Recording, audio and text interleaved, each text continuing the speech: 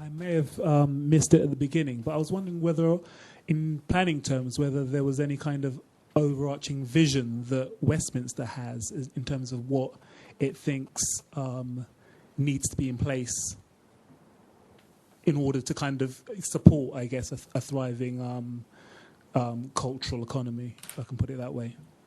I think it's as set out in the briefing notes that everyone got, and Okay. it's certainly there's a section on it in the UDP if Tom wants to just give some broad detail.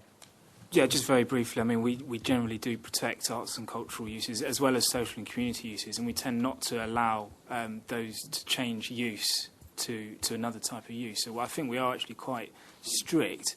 Having said that, we do obviously look at each case on its own merits. So there's the policy approach, but there's also the implementation approach. Just, if I may, just one other thing I wanted to just mention is that alongside this document, the Council has been looking at producing supplementary guidance, and I think recently produced some guidance on Section 106, which sets out our priorities in terms of what we'd expect. And I have to say, I think arts and culture and social and community uses are quite high up on the agenda within that document. So it is certainly something we do look at in terms of Section 106.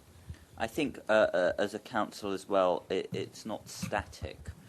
We learn and we adapt. I think, and I'm hesitant to saying this, but I think the fourth plinth has been somewhere where we've actually learnt that how we change our approach and how we respond to public art. And it almost comes back to Mary Ann's point about public art and or the changing nature of how people perceive arts and culture and what they're looking for. So I think we are quite reactive and flexible in that as well.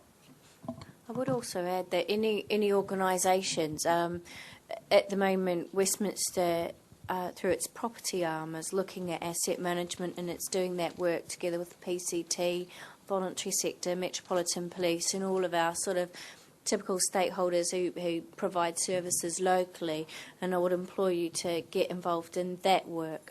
Certainly there have been people from the voluntary sector and those types of organisations who have put forward various cases for social and community floor space, but we need to know about those needs from an asset management point of view, so please become involved in that process.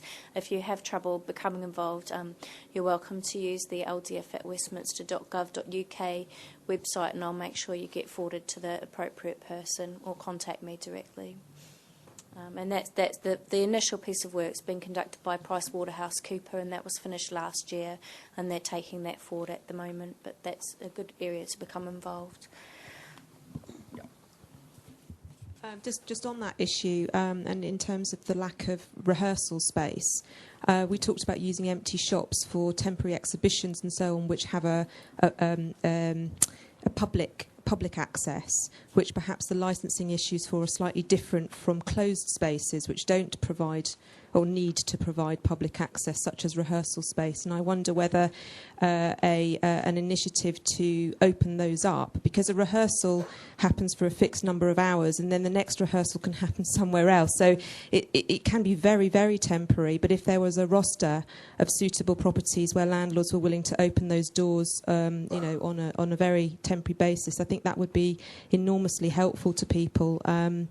They're a very transient population. The musicians can turn up anywhere and do their thing. So in terms of alternative use, and we talked a little bit about visual arts, and we've talked a lot about theatre, but definitely music and also dance rehearsal.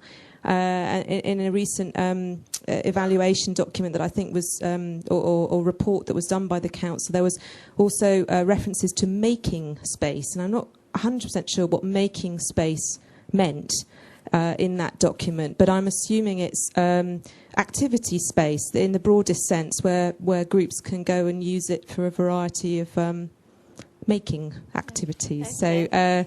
So a more flexible approach generally would be fantastic. Okay, we'll certainly have a look into that. I mean, one thing I'd note with caution is that obviously we're constrained by the use classes order, and that's something we would have to have a look at. So, for example, a shop is an A1 use, and in a legislative sense, you need a planning permission to use it for any other use. So we'd need to look at those sort of legal and technical constraints to doing that. But that's certainly something we'll go and have a look at.